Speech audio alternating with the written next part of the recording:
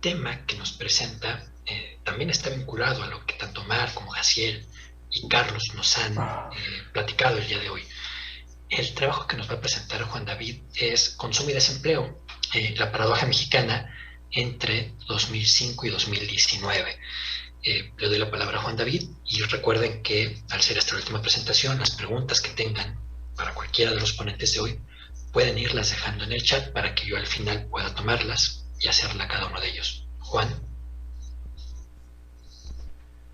Buenas noches a todos, gracias por el espacio. Mi nombre es Juan David Peñaranda y hoy les vengo a hablar de consumo, desempleo y productividad, la paradoja mexicana. Soy estudiante de la especialización en econometría aplicada. Bueno, entonces, en primer lugar voy a hablar como la motivación, unos hechos estilizados, luego el modelo econométrico y las conclusiones. Bueno, sobre la motivación, esta cosita. Sobre la motivación, bueno, esta frase de Adam Smith que dice que el consumo es el único fin y propósito de toda producción. Entonces, bueno, lo que yo quiero analizar aquí es el consumo. Entonces, ¿cómo predecir o analizar la evolución de largo plazo del consumo? La motivación es porque hay una relativa escasez de literatura sobre el consumo agregado en México. Y una de las variables que también quiero analizar es la tasa de desempleo. Inicialmente me llama mucho la atención la baja tasa de desempleo en México, en el grupo de países de la OCDE. Yo miré los datos de la OCDE en desempleo y me llama mucho la atención, por ejemplo, esta que ven aquí en rojo es la tasa de desempleo de México, la de azul es la de la OCDE y esta morada es la de Estados Unidos. Entonces, bueno, me llamó mucho la atención eso, que es inferior al promedio de la OCDE y de países como Estados Unidos. Por ejemplo, aquí pueden observar por nivel de educación, por debajo de secundaria, de preparatoria, es la más baja del grupo de países. Por ejemplo, uno ve aquí Australia, Noruega, Estados Unidos, es muy bajita. Y bueno, eso también sucede, por ejemplo, por grupo de edad. Entonces, bueno, eso fue una de las motivaciones, analizar eso, cómo influye el desempleo, la relación entre desempleo, productividad y consumo. Entonces, bueno, sobre los hechos empíricos, inicio pues con esta correlación que existe entre el crecimiento del consumo y el crecimiento del PIB. Como se ve, pues es una correlación lineal muy alta y significativa. Sobre la productividad, INEGI la estudia a partir del modelo CLEMS. Entonces aquí vemos para cada uno de los factores, para capital, trabajo, energía, materiales y servicios, cómo ha ido evolucionando cada uno de los factores. Y bueno, aquí lo que se puede observar es un estancamiento, especialmente por ejemplo en capital y trabajo. Entonces ese es un aspecto importante en la economía mexicana, ese estancamiento en la productividad. Bueno, aquí en esta gráfica vemos el crecimiento del PIB, del consumo y de la productividad. Aquí, bueno, es muy interesante ver cómo la productividad total factorial tiene un comportamiento muy similar al del consumo y al del PIB. Entonces esto nos da un primer indicio de que puede haber una causalidad entre la PTF, la productividad total factorial, y el crecimiento del consumo. Bueno, sobre esto es un gráfico de dispersión entre el PIB y el desempleo. Entonces, hay algo muy interesante que se llama la ley de Okun, que nos dice que hay una relación bidireccional y negativa entre el crecimiento del PIB y la brecha del desempleo. Entonces, lo que se espera aquí es que si hay un crecimiento positivo del PIB, el desempleo sea negativo. Entonces, esperaríamos solamente observaciones en el cuadrante 2 y en el cuadrante 4, donde hay esa relación inversa, pero no esperaríamos, por ejemplo, observaciones aquí donde hay esa relación positiva, es decir, crece desempleo y crece PIB. Entonces, esto lo que nos da es como un indicio de que la ley de Okun se cumple, pero se cumple débilmente. Bueno, esto es un test de causalidad de Granger. Aquí lo que evalúa es si el desempleo causa en el sentido de Granger al PIB y lo contrario. Y bueno, aquí es significativo para los rezagos 2, 3, 4, 5. Y aquí lo que me indica es que en efecto el desempleo causa en el sentido de Granger al PIB para esos rezagos, es decir, rechazo la hipótesis nula, que era que precisamente que el desempleo no causa en el sentido de Granger al PIB. Bueno, y por último, esta gráfica que es muy interesante, que me muestra, por ejemplo, bueno, aquí vemos la tasa de desempleo, el crecimiento del PIB y el crecimiento del consumo.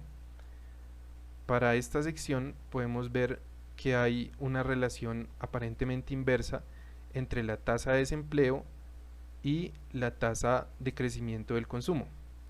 Pero para ninguna otra sección se puede ver claramente esa relación inversa. Entonces lo que yo quiero decir aquí es que la ley de Okun, es decir, esa relación inversa entre el desempleo y el crecimiento del consumo, se cumple débilmente para la economía mexicana, pero no es tan claro en otros periodos de tiempo. Esto es como un primer indicio. Bueno, sobre la revisión de literatura, como es muy corto el tiempo, quiero destacar que el empleo informal produce un bajo crecimiento en el largo plazo porque desincentiva la productividad total factorial. Ese es de un estudio de los doctores Loria y Salas. Entonces, ellos afirman y demuestran econométricamente que el empleo informal es el culpable de que en el largo plazo México crezca o no crezca como debería crecer. ¿Por qué? Porque el empleo informal afecta la productividad total factorial. Entonces, bueno, eso es muy importante para los fines de este trabajo. Y bueno, pues también hay algunos estudios en Chile que dicen que, por ejemplo, el desempleo afecta al consumo, pero no por su efecto en el ingreso, sino porque las familias tienden a ahorrar debido a la incertidumbre, es decir, por el motivo precautorio o precautelativo. El desempleo afecta el consumo en México. Bueno, esto pues es muy importante en la revisión de literatura. Aquí lo que se observa es que bueno, ante el desempleo hay 3 vías de escape. Uno es emigrar a Estados Unidos, a otro país, el otro es la violencia social y el otro es el desaliento. Entonces, y una última válvula de escape es la informalidad. Esa válvula de escape, que es la informalidad, está asociada a la precarización laboral, que lo mide INEGI como la tasa de condiciones críticas de ocupación, bueno, que se podría asociar a esa variable. Y esa informalidad es culpable de una baja productividad de los factores, lo que en el largo plazo es lo que explica un lento crecimiento económico. Entonces, bueno, este círculo es muy importante. Bueno, voy a saltarme estas teorías sobre el consumo para tener un poco más como de tiempo. Bueno, aquí todos conocemos la de Keynes, que se enfoca principalmente en la propensión marginal a consumir y el ingreso disponible. Entonces esa propensión es la pendiente de la función de consumo. También hay una que es la hipótesis de ciclo vital de Modigliani, que afirma que durante la juventud hay un ahorro y ese ahorro permite un nivel de consumo que se expresa en el retiro, ¿sí? Que es un ahorro acumulado. Entonces que hay y también adicionalmente una relación positiva entre la propensión marginal a ahorrar y el nivel de renta. Bueno, también está la hipótesis de ingreso permanente de Friedman, que dice que el consumo es una proporción K de una cosa que llama el ingreso permanente. ¿Qué es el ingreso permanente? Es la renta media que los consumidores esperan que se mantenga a futuro. Entonces aquí, bueno, lo que se hace es expresar, digamos, tenemos dos periodos, el periodo 1 y el periodo 2. Entonces, si la tasa de interés es cercana a 0, o digamos es 0, el ingreso permanente es una especie de promedio entre el ingreso presente y el ingreso futuro. Entonces, entre más se acerque esta tasa de interés, que es para descontar y llevar los valores a valor presente, veremos que el ingreso permanente es una especie de promedio entre el ingreso del periodo 1 y el periodo 2. Eso es el ingreso permanente.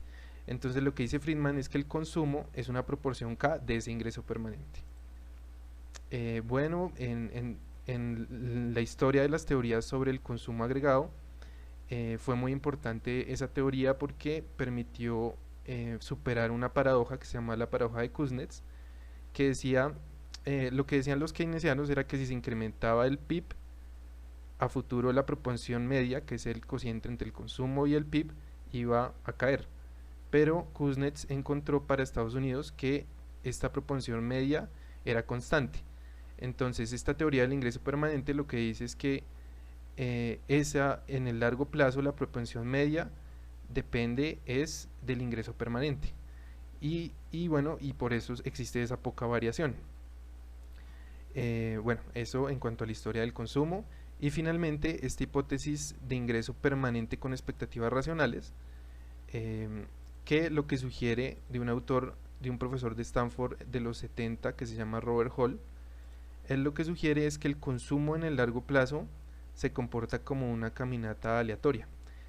Entonces, lo que él dice es que ninguna otra variable observada en periodos pasados, más que el consumo rezagado, tiene efectos o puede explicar su evolución futura. Entonces, en particular, ninguna variable, solo los rezagos tienen poder explicativo sobre el consumo. Entonces, bueno, esas son las teorías sobre el consumo. Y bueno, ya el siguiente paso es hablar sobre el modelo econométrico. Entonces, bueno, yo lo que hice fue coger datos del 2005 al 2019. Hice un modelo de vector de corrección del error con 5 rezagos. El sistema de información está compuesto por el consumo, el PIB, ingreso, Y, la tasa de desempleo y la productividad total factorial. Bueno, estas son unas pruebas de correcta especificación. Y bueno, empleé este modelo porque las series son no estacionarias, es decir, que no tienen media y varianza constante, y cuando las diferenciamos una vez, sí tienen esa propiedad. Entonces por eso utilicé este modelo. Y bueno, para efectos de lo que nos interesa, que es esta discusión macroeconómica entre el consumo, el desempleo y la productividad, lo que vemos es que el desempleo tiene un efecto negativo sobre el consumo que es solo significativo hasta el periodo 11, o sea, hasta aquí, donde estas dos barras están por debajo del eje X. Sin embargo, no tiene efectos significativos en el largo plazo. Aquí lo que se ve es que el ingreso tiene un efecto sobre el consumo, lo cual es permanente y significativo y es congruente con las teorías como la del ingreso permanente, las del ingreso disponible y las otras. Bueno, y aquí tengo un tercer resultado que es muy importante, y es que la productividad total factorial es un factor muy importante para explicar la evolución en el largo plazo del consumo. Entonces, hay en teoría macroeconómica, por ejemplo en estos libros de teoría macroeconómica de Romer, se dice que la PTF es el motor del PIB en el largo plazo, ¿sí?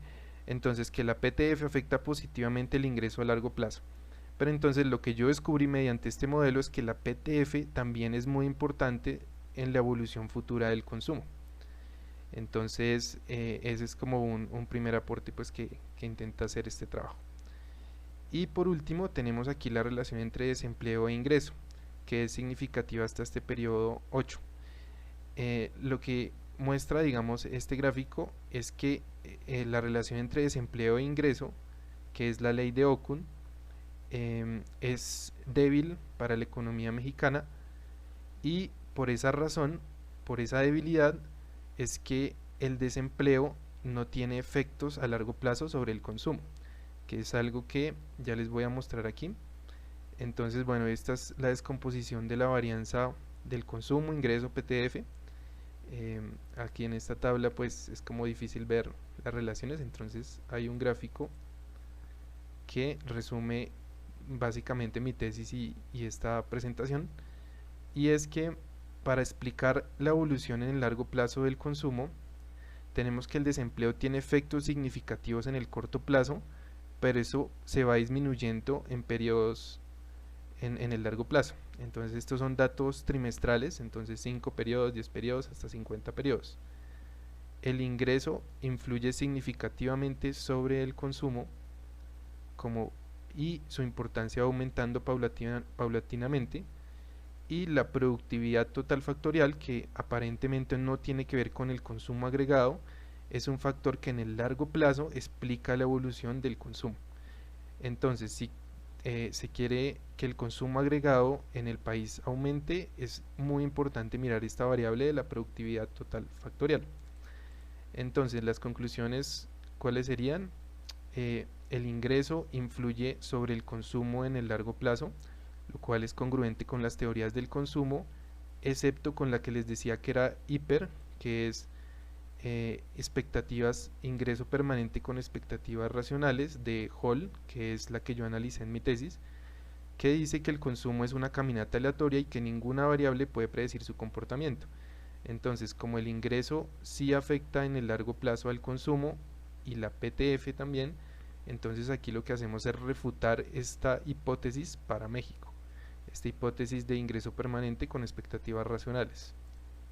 De igual modo, la segunda gran conclusión es que la productividad total factorial es el motor del consumo agregado en el largo plazo y la relación del desempleo con el consumo es apenas transitoria y el desempleo no afecta el consumo en el largo plazo debido a que en la economía mexicana existe una ley de Okun muy débil. ¿Y cuál es la causa de la debilidad de la ley de Okun? Es decir, la debilidad de esa relación entre desempleo e ingreso es la alta informalidad. Entonces esa relación negativa entre ingreso y desempleo no se cumple con la fortaleza con la que debería cumplirse, no es tan claro, por la informalidad. Y esta informalidad, como veíamos en un gráfico anterior, la informalidad es culpable de que haya baja productividad, lo que al final lleva a un lento crecimiento. Ese lento crecimiento produce desempleo. Entonces, lo que se observa es que ese desempleo no es un factor determinante en el largo plazo del consumo. Si queremos que los hogares consuman más en el largo plazo, el factor más importante es la productividad. Entonces, ¿cómo evaluar, cómo potenciar que no exista ese estancamiento que se ve en la productividad en los últimos años? Como se puede ver aquí, pues en el capital, en el trabajo hay un estancamiento. Entonces esa es la clave para mí para que exista en un futuro pues mayor consumo. Bueno, pues de igual modo futuras investigaciones pueden abordar la relación entre informalidad laboral y consumo. Yo aquí lo que hice fue evaluar desempleo, ingreso y productividad sobre el consumo, pero se podría esperar que la informalidad sea un factor que explique la evolución también del consumo. Adicionalmente, como la hiper no se cumple en México, las políticas enfocadas en aumentar o disminuir la renta de los ciudadanos, es decir, por ejemplo, las transferencias monetarias condicionadas o una baja de impuestos, tienen efectos significativos sobre el consumo. Porque, ¿qué sucede? Según la hiper, ninguna de estas políticas tenía efectos sobre el consumo porque los ciudadanos tienen expectativas racionales y al tener expectativas racionales, lo que hacen es que ellos adaptan esos anuncios de, por ejemplo, un programa de transferencias monetarias o reducción de impuestos a sus planes de consumo. Pero entonces, como en este trabajo refutamos la hiper, esas políticas sí son importantes para aumentar el consumo agregado. Bueno, pues esa sería mi tesis, mi presentación. Lo más importante es, por supuesto, este descubrimiento de la PTF como motor del consumo en el largo plazo, esa relación macroeconómica que encontré, y que el desempleo, por supuesto, tiene un bajo efecto sobre el consumo debido a la debilidad de la ley de Okun, que a su vez es causada por un aspecto estructural del mercado laboral, que es la alta informalidad. Y bueno, pues estaré pues pendiente a sus preguntas y muchas gracias por su atención. Gracias.